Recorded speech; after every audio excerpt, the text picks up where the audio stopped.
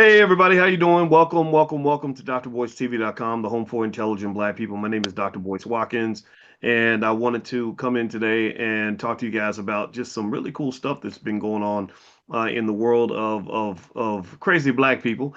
And so a lot of you may or may not have seen something that happened recently with Mike Epps.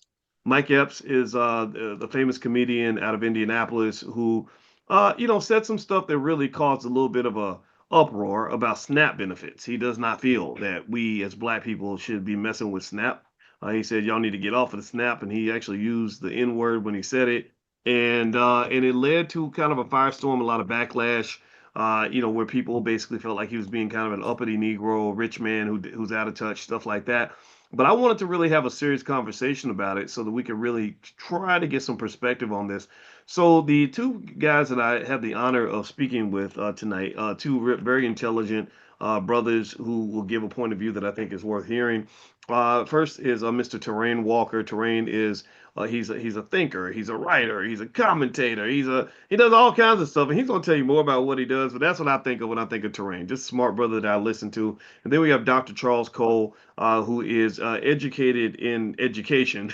So education is that your doctorate, man? Is that what your PhD's in? Yeah, it's definitely education, but I focus on black agency, black academics, proficiency, stuff like that. Yeah. Okay, and if I was a real interviewer, a real journalist, if I was Roland Martin or somebody, I probably would have knew all that information. But Roland's a real journalist. I'm not a real journalist. The Democrats and Republicans won't hire me for nothing, man. That's because I mess up stuff like that. But anyway, I want to say welcome. It's so great to see you, brothers. So first, I'm gonna start with you, Terrain. So Mike Epps seemed to say, and I'm gonna give a quote here. He was basically talking about SNAP, and he was saying that you get the food stamps, then you go buy the food that gives you cancer. Your diet done sent a lot of, and he says N words to prison. So he seemed to feel that SNAP benefits are bad for Black people. He said, "Don't worry about that. We've been getting our doors kicked in and stuff. This is not for us." He said, "What else?" He said he called it a trickle down effect of dysfunction. So, Terrain, give me your initial thoughts on what Mike said. Was it out of touch, or was he touching on something we need to talk about? No, I don't think what he said was out of touch at all. I think what the issue is not so much about the benefits of SNAP or like the funds that go into SNAP to feed people.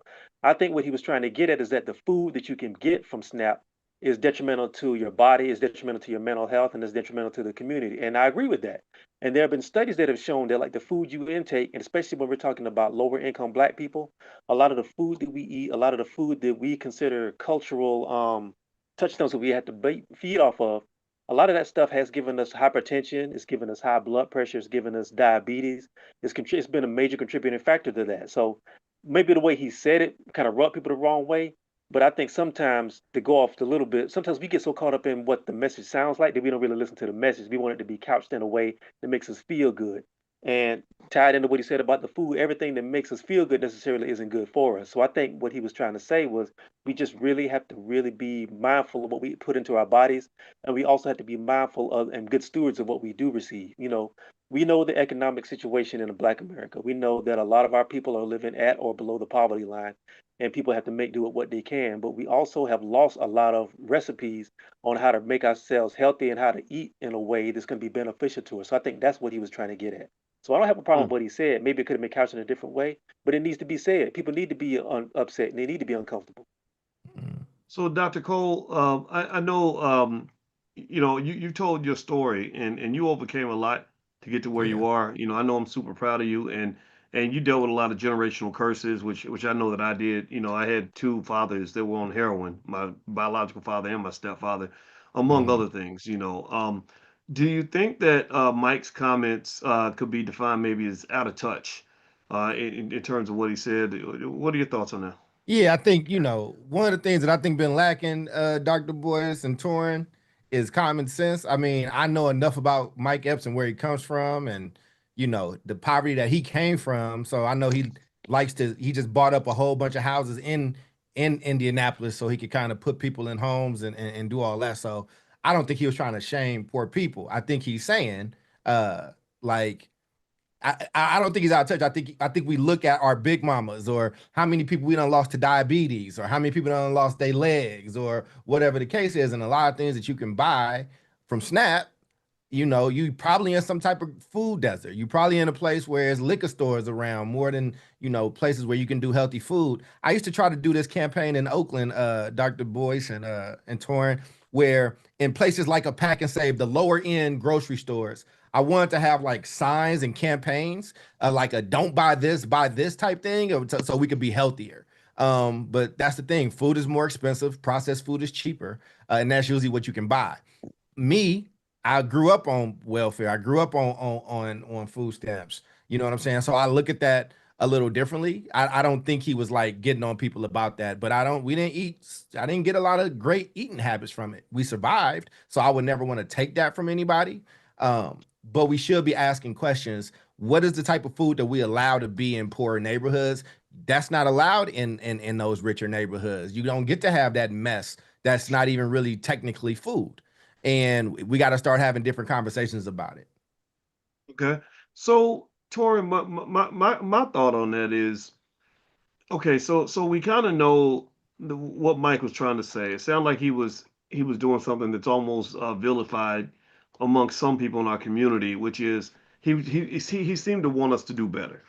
It seems like he's saying, look, most of us, in fact, anybody who's listening, give me a yes if you've had somebody in your family die from something that was preventable.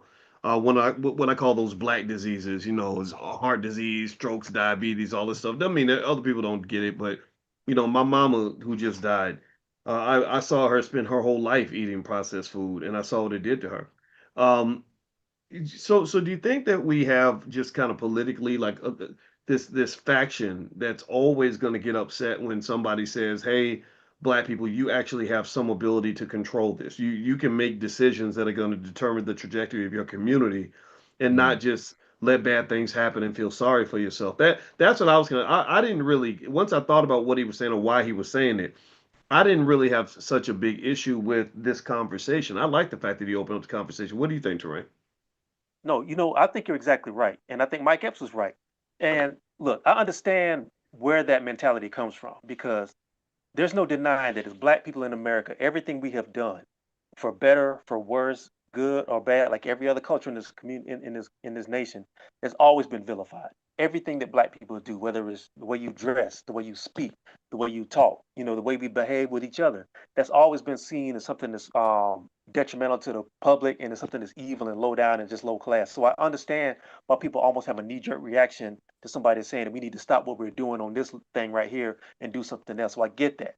Now, having said that, I think we've internalized this automatic reaction to push back and fight against anybody who says we should change to the point where it's being detrimental to us to a point because there are some things that are prevalent in black culture. That doesn't mean they're endemic to black culture or black culture is degenerate by itself, but there are some things that are basically degenerate to any culture that we've learned to internalize and it's been fed back to us. And we think that we should defend that just because black people are in front of it. And I think that hinders us as a people. And I also think what happens is anytime somebody says something against that, or somebody holds a mirror to the community and say, "Hey, regardless of what we've been through, these are some things we can change." You automatically are going to get pushed back, and people are going to call you Uncle Tom and everything like that. And I just think that's misplaced hostility to things that aren't Mm. really based in anything that's going to benefit us.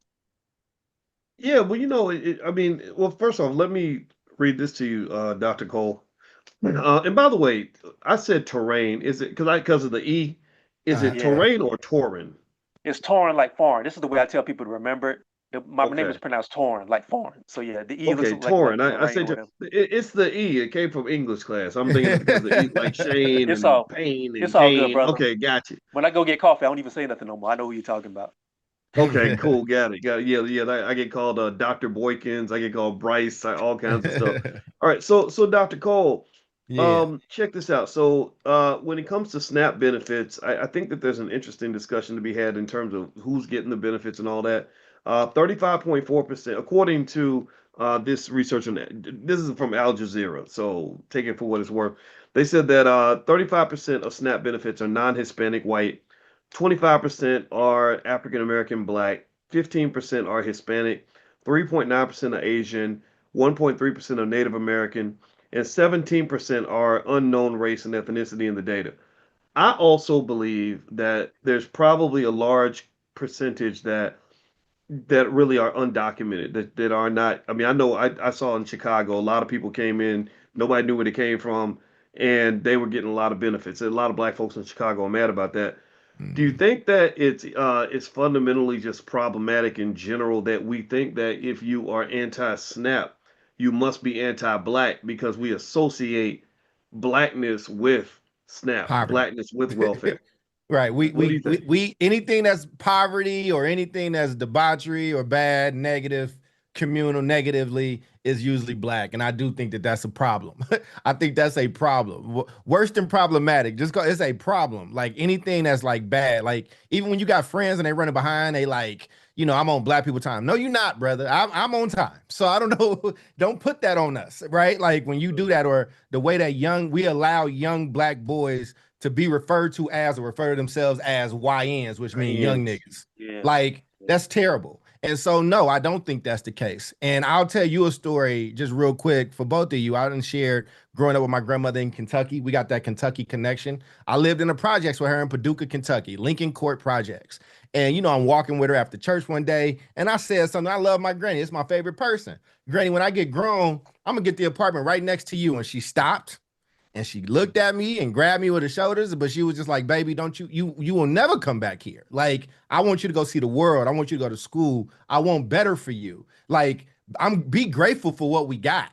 But this is not for you to repeat. This is not a good place. I don't want you having to be here. And I don't think that there's anything wrong with that. I think if somebody loves you and they see you hurting yourself, they tell you that you hurting yourself. I think Mike Epps loves poor people. I think he loves black people as a whole. I think he had his struggles with drugs and being broke.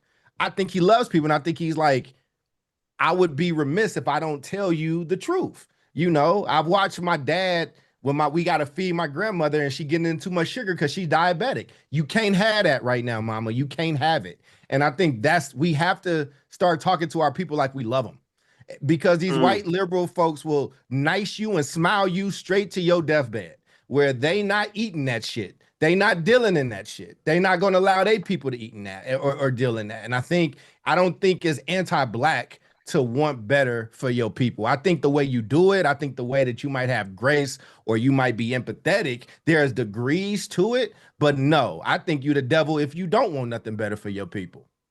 Mm.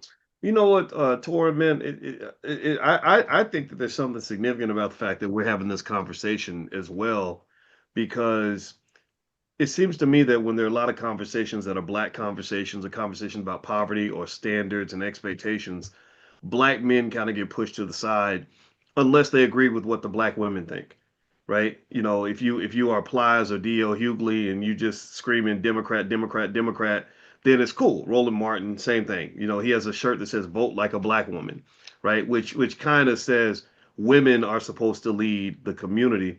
Now I have nothing. I've never had an issue with women leading in a particular context. My grandmother, my mother, great women, my sister, all that, my daughters.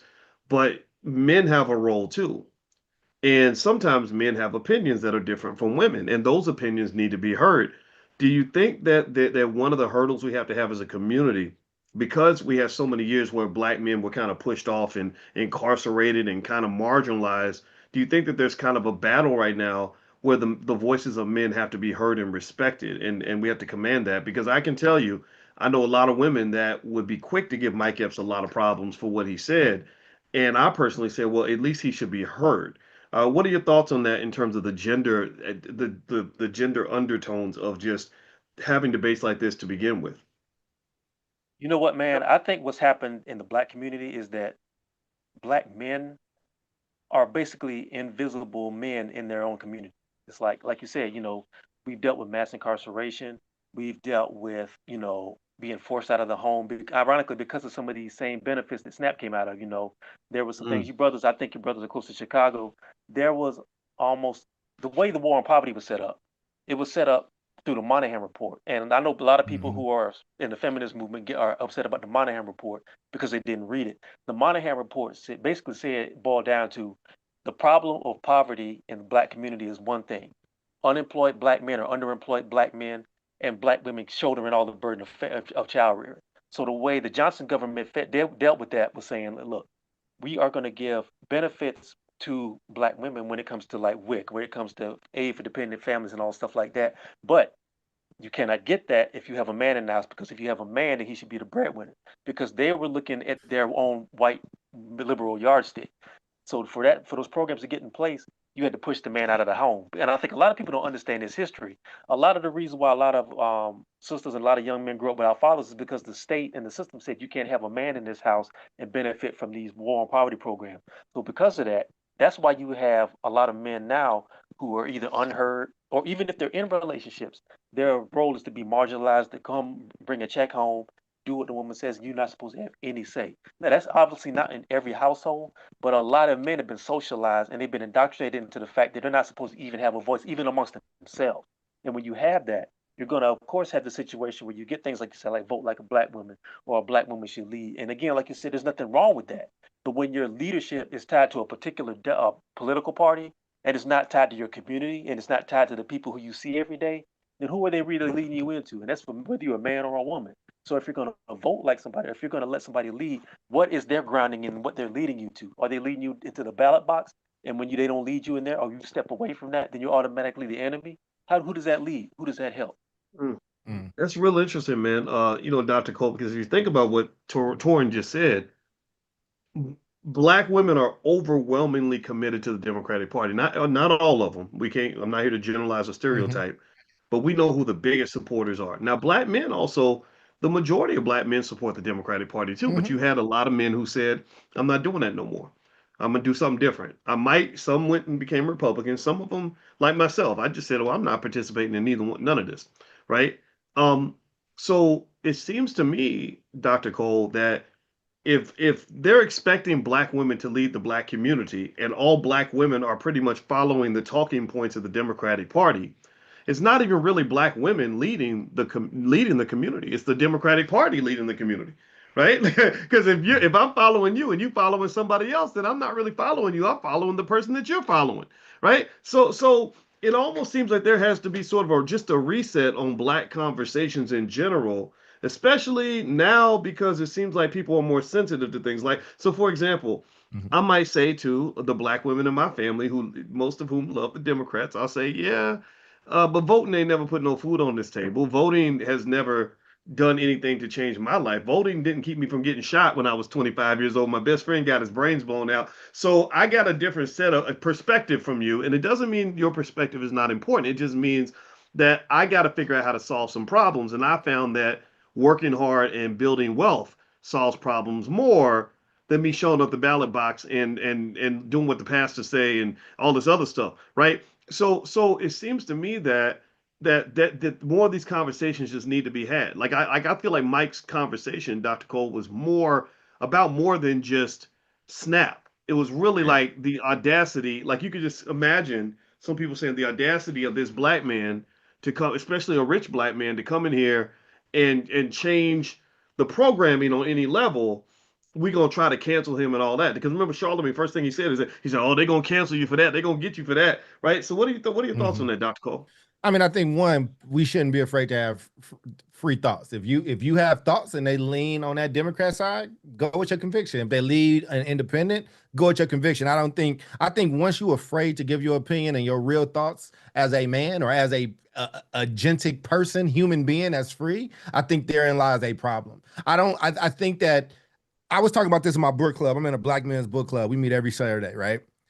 And we were talking about like, when when did the conversation get to listen, if you say it in the 70s, 80s, and 90s, this is the Black topic, the Black people think like this, well, that made a lot more sense. There was less people, there was more concentration, we had a lot of shared experiences in that way.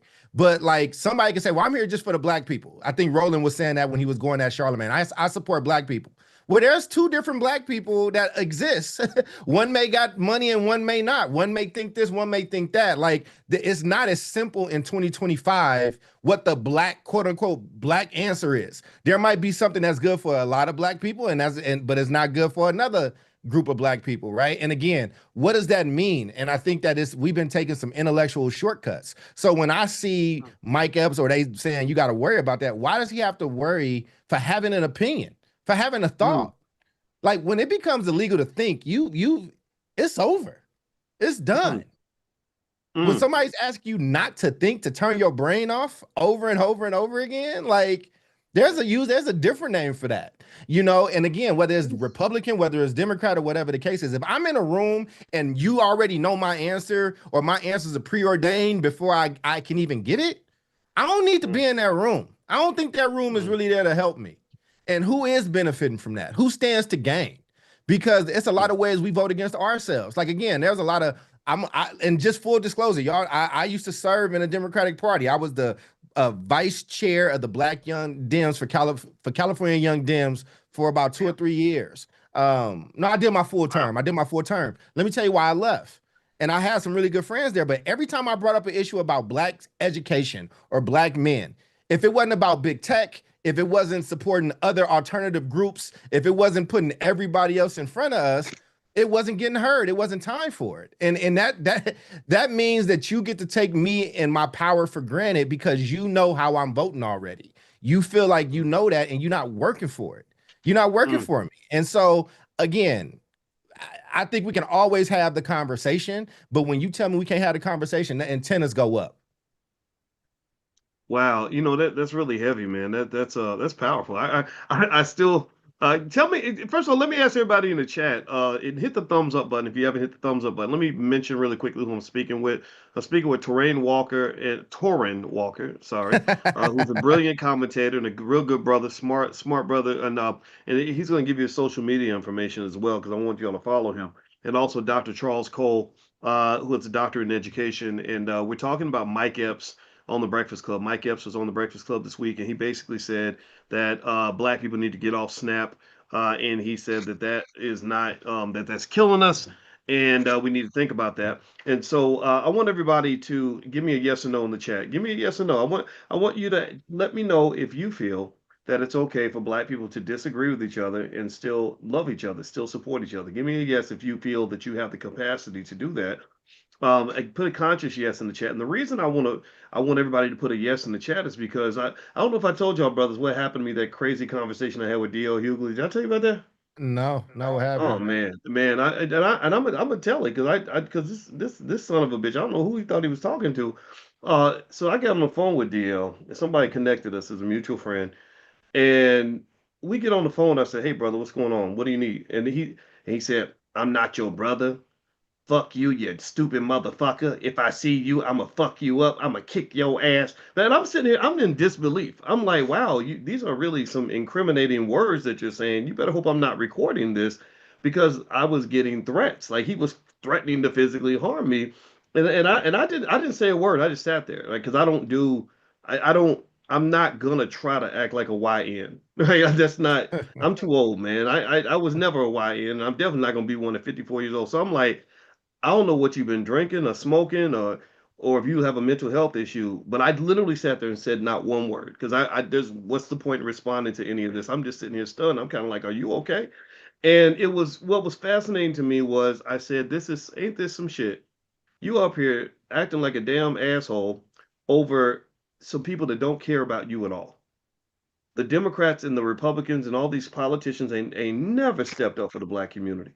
But yet somehow we are just taught to just go to bat and go to war for them. And like like a Charles, I'm gonna kick your ass when I see you. If you're Torin, you better not say nothing. I mean, what? Seriously, it's weird. We won't go to you have a lot of people that will go to war for the Democratic Party. Let's just call it what it is. Sometimes it's for the Republicans, but it's usually Democrat. Um, and they'll fight harder for that than they've ever fought for their own children. They fight harder for that than they'll ever fight for any sort of Black wealth or Black independence. They fight harder for that than they'll fight for their own damn communities. Won't even fight for your family. And you're not outraged that you got all these schools in Chicago and other cities where the kids can't even read.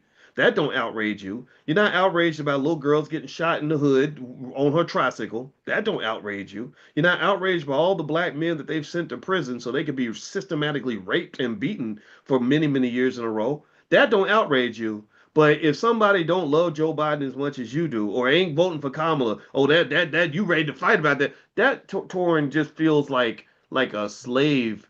That feels very slavish.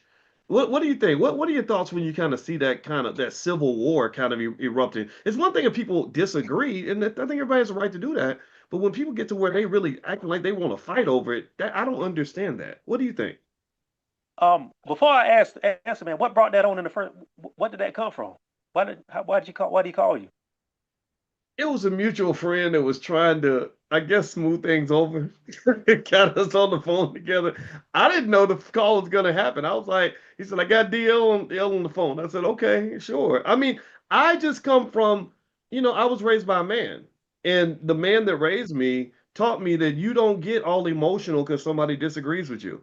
The man that raised me would have laughed at me if I was acting like a bitch over the fact that Oh, somebody disagreed with me or whatever. Like, that's weird. That's very bitchy to me. Roland Martin the same way. Roland has not spoken to me for like 14 years because he got mad at me in Damn. 2011 for an article I wrote, and he's still angry. And those are like weird.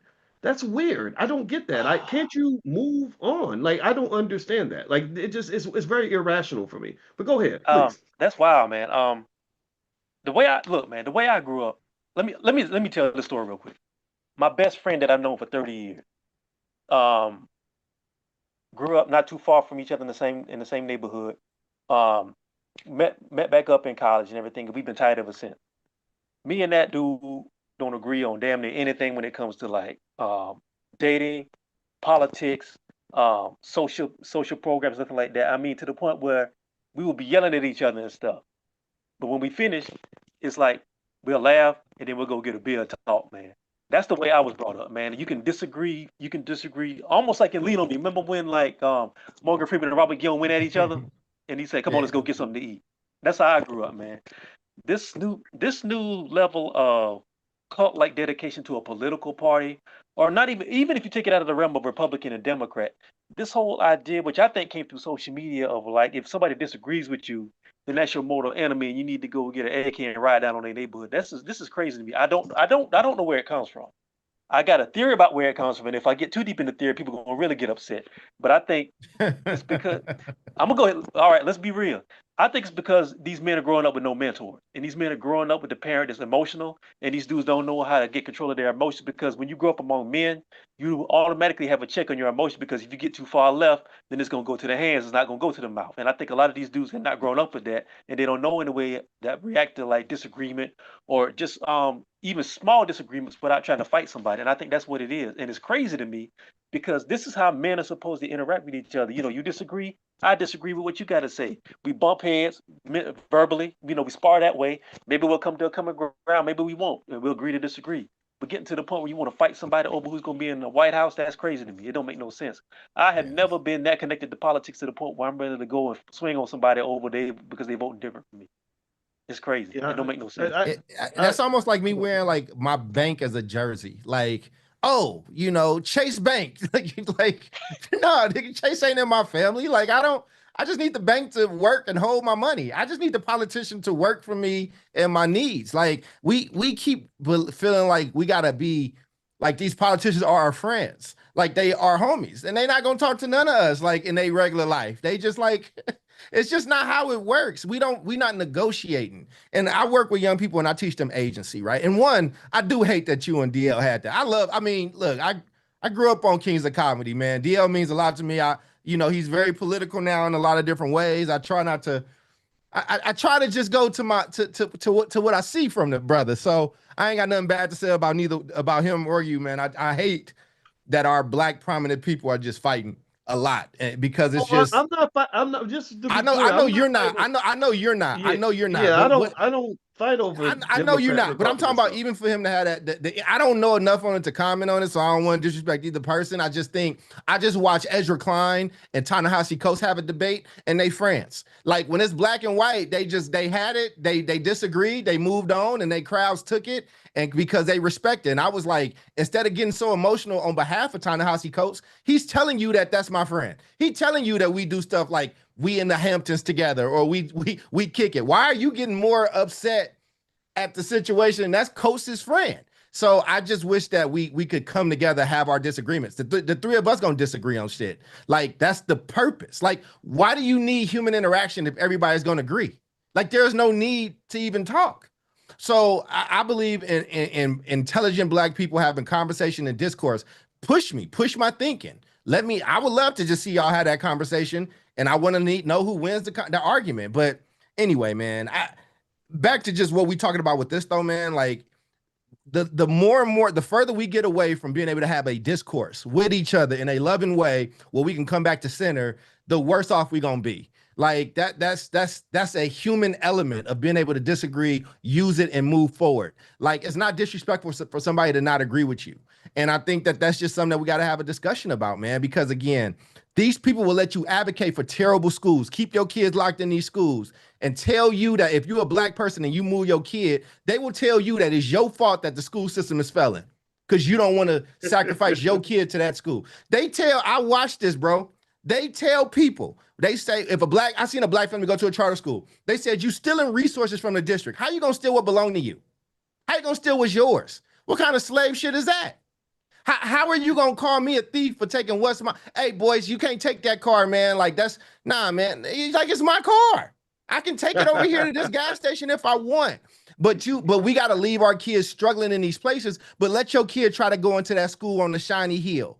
They not letting your kid nowhere near that, man. And we got to have these conversations. We keep riding for people and policies.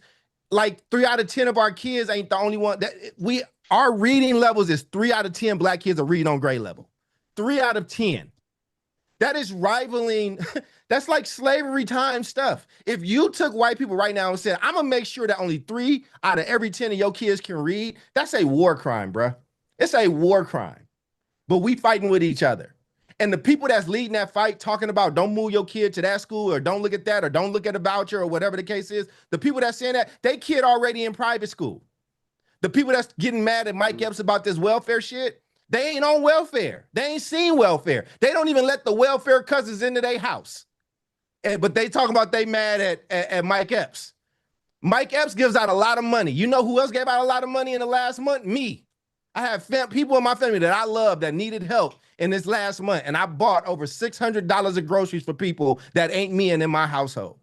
So yeah, I want us all to do better. I want us to look better. You know what I'm saying? And I want us to try. Use the help while it's there when you need it. But that ain't the life plan. And if you my child, if you in my family, if you my friend, Torrin can't be my friend as a grown man. And I talked to him and he been on welfare for 4 years straight. We ain't got no, what do we, hey, bro, you a man. Hey, boys, you still on them stamps? Hey, man, I know you needed it for 6 months when you got fired and let go. Hey, bro, it's been 4, 5 years. You're a grown, able-bodied man. All right, man, I'm sorry, man, because I'm not conservative at all. No. Like, this help is there to help, but damn. Like, go ahead. Go ahead, Trey. And here's the thing, though. But here's the thing. You see how, but you see how quickly, if you flip a few things around, how ridiculous it looks. Any man who's been on welfare for 10 years, the world gonna look at, man, you sorry bastard, get your ass up and go get a job. But we tell half of our community it's okay to be 3 generations deep in the SNAP and WIC and whatnot, and that's okay. It ain't your fault. And sometimes it ain't, because at some point it does become generational to the point where damn it becomes instinctual.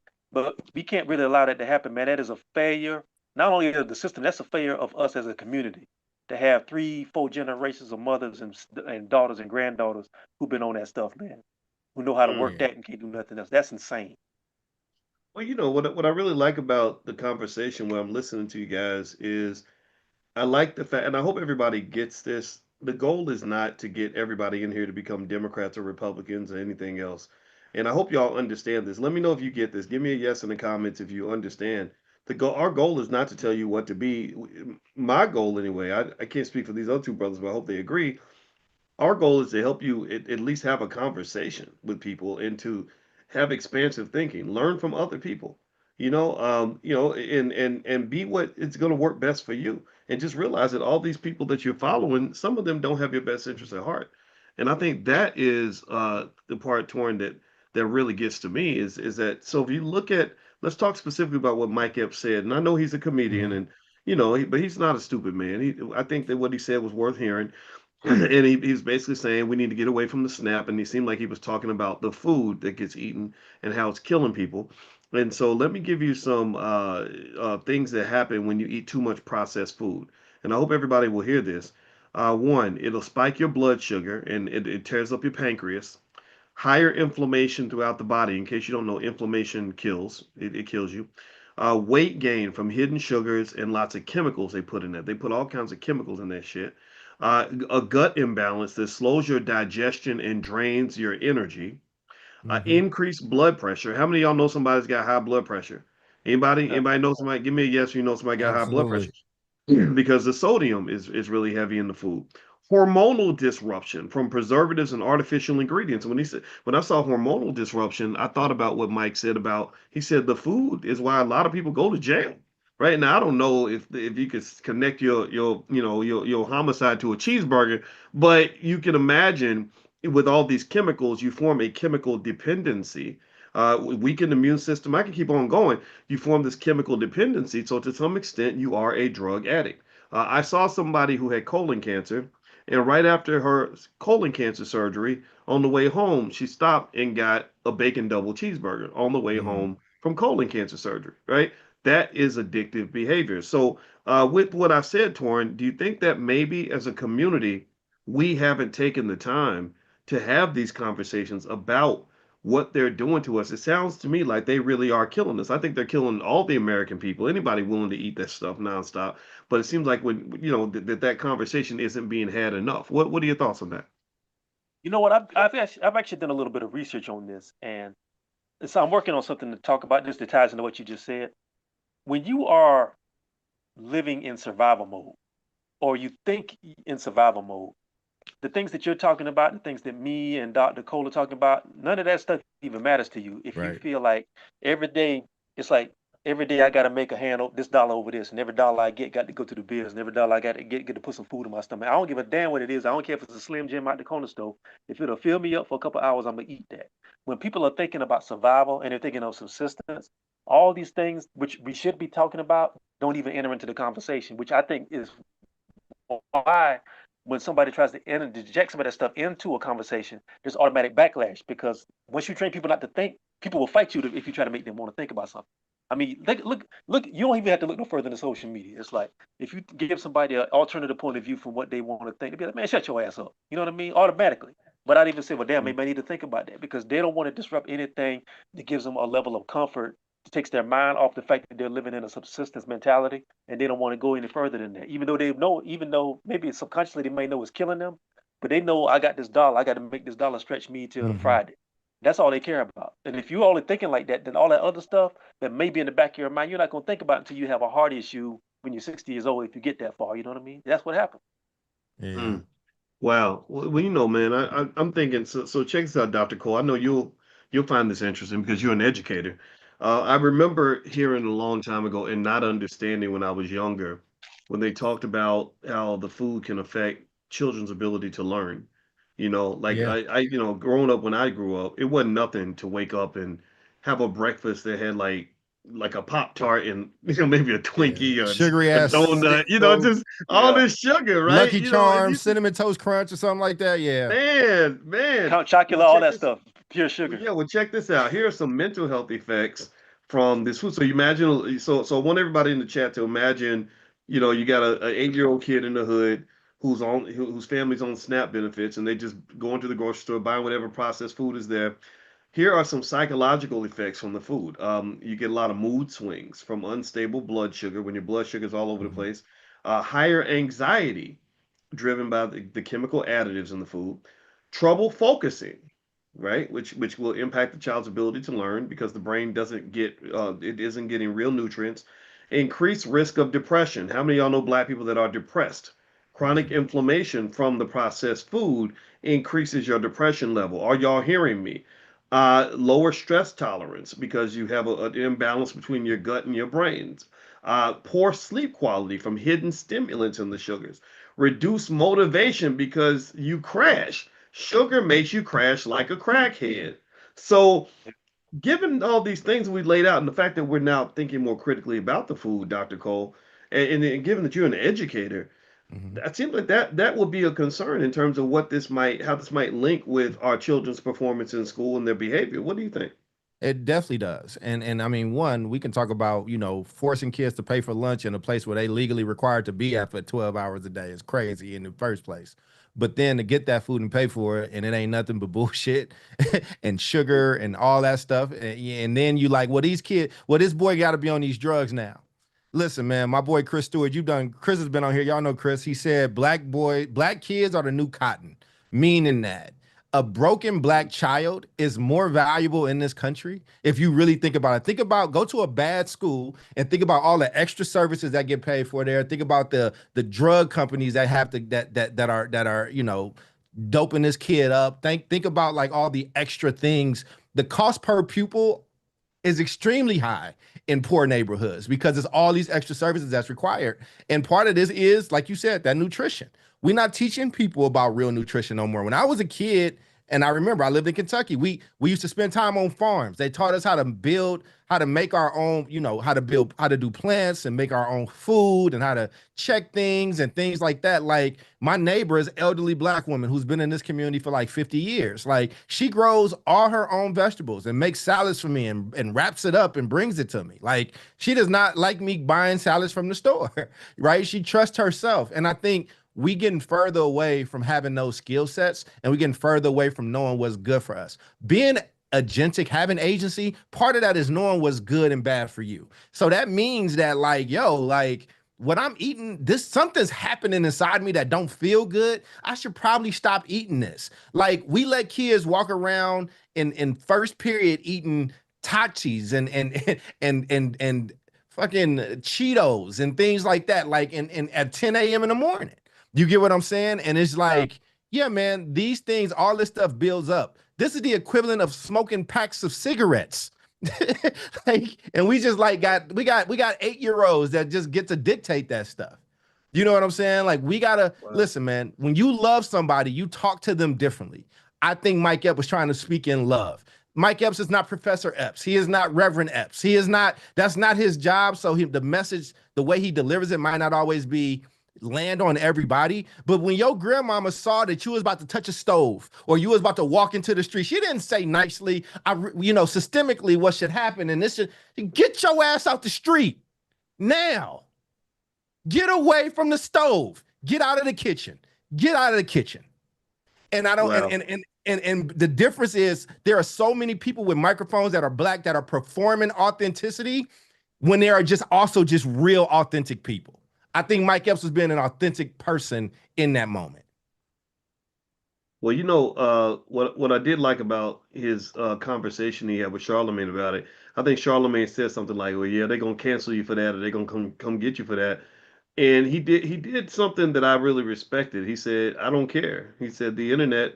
He said, "You can't cancel me." He said, "Fuck the internet," right? Like I thought that was a great response because that's what, to me, where I come from, that's what a man's supposed to do. You're not supposed, sometimes you have to be the asshole in the room. You have to be the hater. You have to say the thing that's least popular if you believe that that's right. If my parents had only tried to go along with what I was comfortable with them saying, then I wouldn't have had the respect and I would have made a lot of mistakes. I went on touring, man. I went on on the Stephen A. Smith show a long time ago, and I was on there with Method Man, and something happened in the show, and I won't go into it, but my father, I called my dad. I said, "Yeah, do you see it?" And he was like, "That was some really stupid shit you said." Like he was like, he said, "Don't ever co-sign on ignorance," because I think Method Man had said something ignorant. I kind of laughed along because it's his Method Man. He's a nice guy. And my dad was like, "Don't ever co-sign on ignorance. Don't, you don't act like you agree with something that you know that you don't agree with." And so really sometimes you need somebody to just say, "Look, this is what it is. You like it or not like it." And I think we need more conversations like that in our community. So what I would like to do is pass the ball back. As much as I would like to talk all night, I want you brothers to get the last word. And so maybe you can make like a final statement. I'll start with you, Torrin, and then you, Dr. Cole, and share your social media. Like I know, Torrin, I know you got what do they call it? The Substack.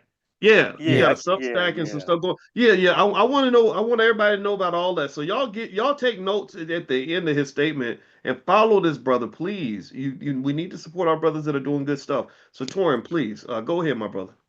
Well, speaking as somebody who has a reputation for saying things that some people don't like, at some point you got to stand on your square. Like I said, the men, I grew up with a father. I grew up with uncles. I grew up with men who were men. You know, my grandfather, all these men, they were very fair men. They were fully three-dimensional men, but they were men at the end of the day. And if you believe in something, you stand on what you say. Some people gonna like it, some people not gonna like it. Sometimes the people laying next to you in the bed may not like it. That don't mean you being disrespectful. But if you believe in something, it is the height of cowardice to allow strangers and people who don't understand or are determined to not understand what you're saying sway you away from what you're trying to say. And I think a lot of brothers have been bullied into saying nothing, first of all, or being bullied into just going along with the flow and just having no backbone. And black men got to get their backbone back, and sisters too, because there's a lot of sisters that get bullied into being quiet too. We got to get our backbone back, and to hell with what somebody else says. If you know something is right, unless you are just dead wrong, you have information to contrary to the fact. Stand on what you stand on. Stop being so damn scared of what somebody stranger gonna tell you. Stop that Yep. shit. Grow up. That's what I feel about it. Right on, right on. Man, you Where can people follow you? I want to make sure people get that information, brother. Go to tornwalker.com, TORAINEWALKER.com. That's all my bylines, my work, and what I do. I do branding as well, and I do like digital storytelling. You can always find me on Twitter, probably more than I need to be on there, at tornwalker.com. And if you want to see the other work I do, go to tornwalker.substack.com. That's where I put a lot of my writing that I don't publish or I don't put in other platforms. And you can also find me on the Black Male Studies sessions. That's on tornwalkertv.com, my YouTube channel, with me and Dr. Tommy J. Curry, author of The Man Not. Bi-weekly, we have a conversation about black men and black male studies.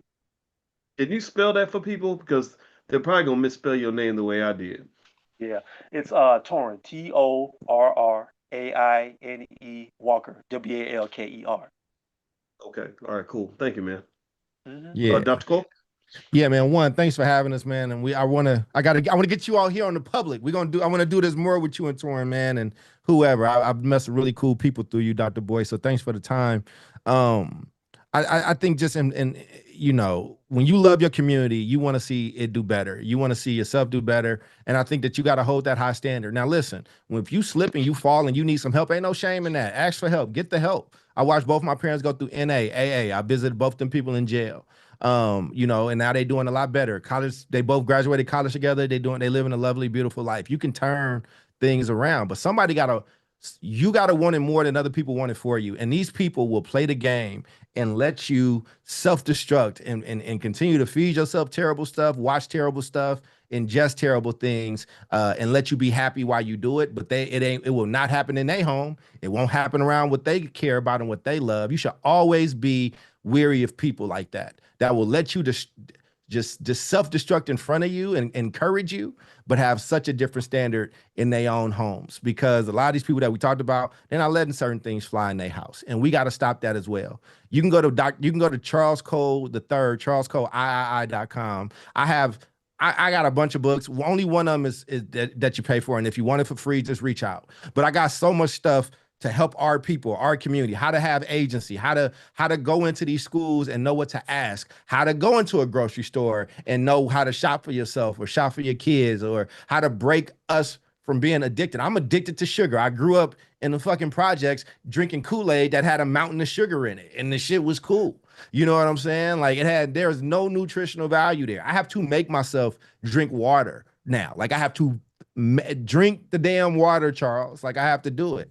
I have a Substack as well. I got a YouTube. Is at Dr. Charles Cole III. You can just click on that. I put it in the comments in the chat. But anybody out there, black folks, whether you agree or disagree, reach out. Let's continue to have these conversations. I like having intellectual conversations with my people. I like being pushed, and I like pushing. There's gonna be some things we agree on, some things we disagree on, but you got to be able to come back together. Families that love each other, is mostly yelling and arguing, all kind of stuff, but run up in their house, knock on their door a little too hard.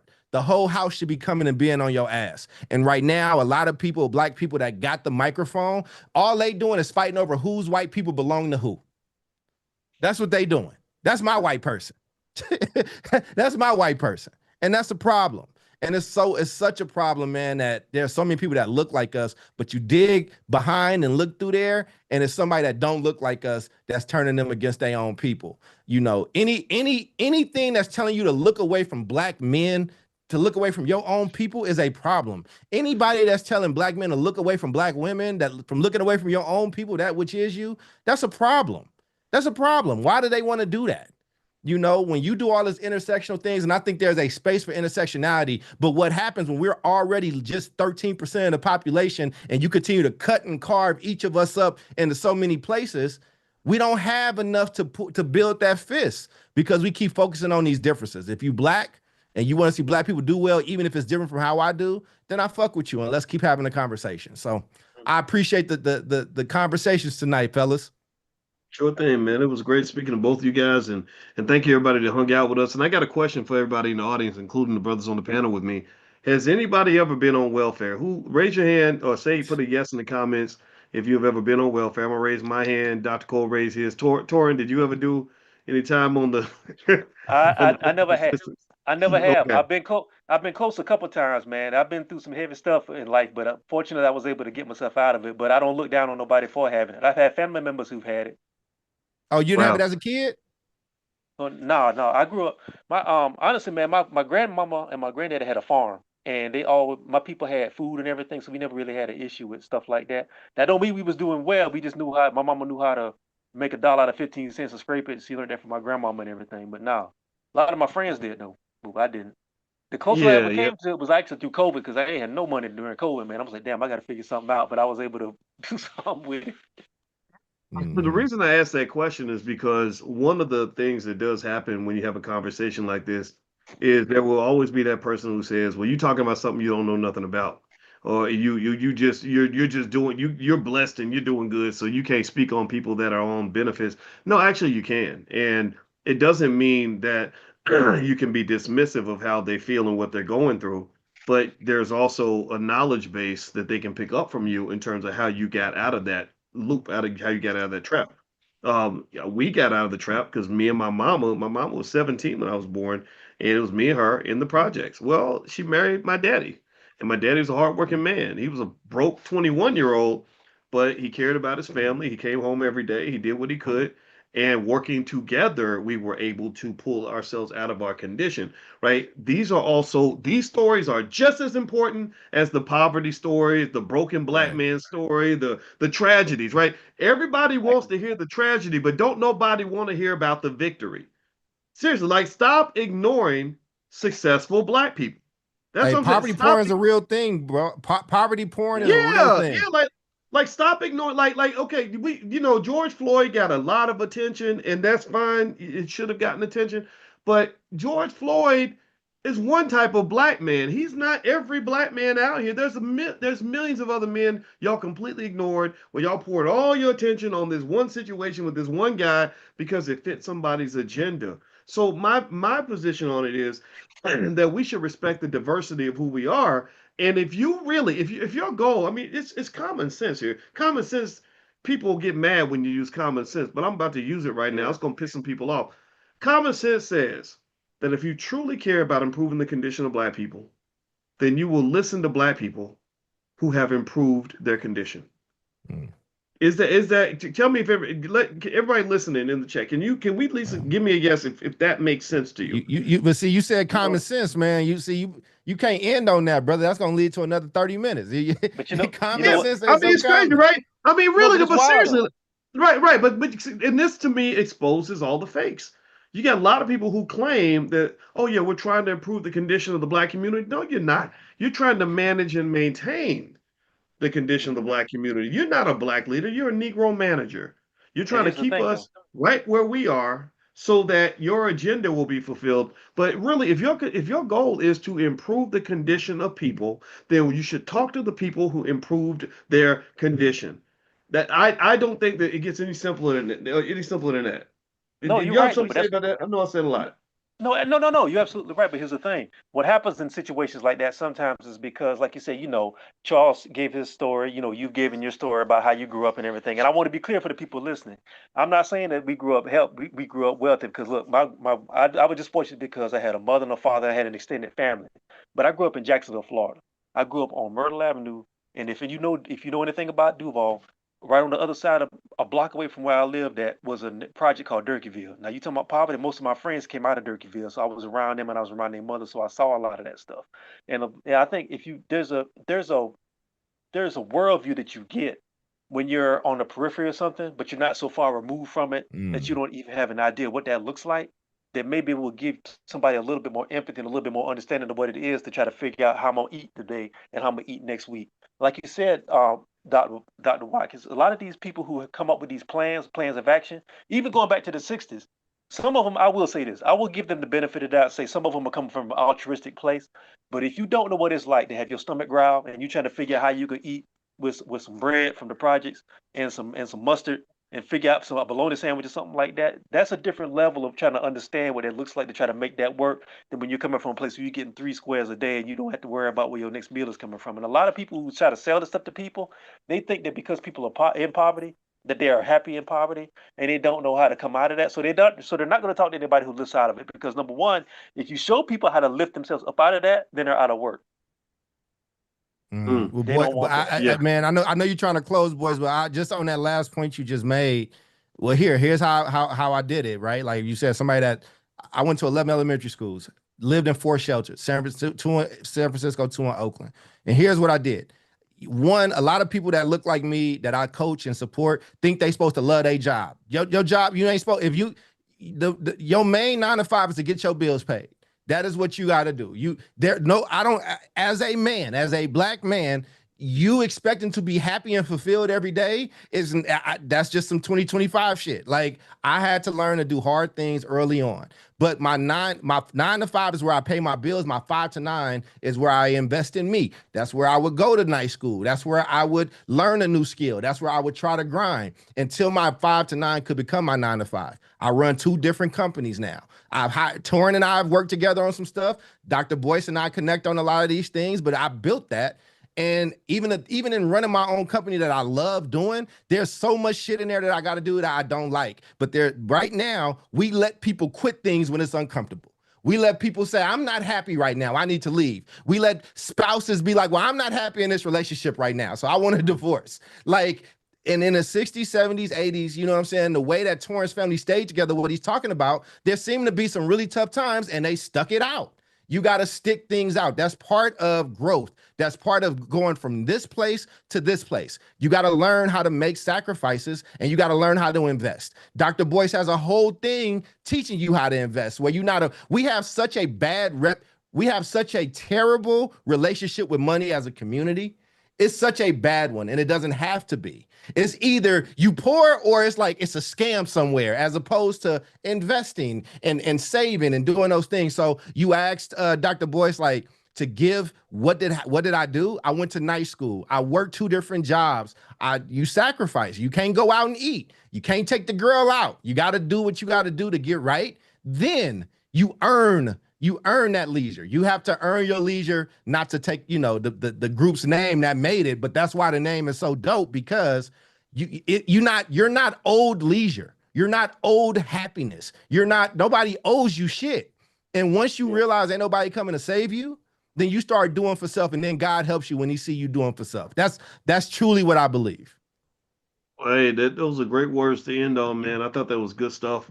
And so if you want to know why we had this conversation, everybody, is because we believe that the conversation needs to be broadened and solutions have to be found. You cannot sit here in a bunch of non-solutions and act like that's actual progress. That's not progress. So everybody, thank you for hanging out with us. Thank you for joining us. This is Mr. Torrin Walker and Dr. Charles Cole.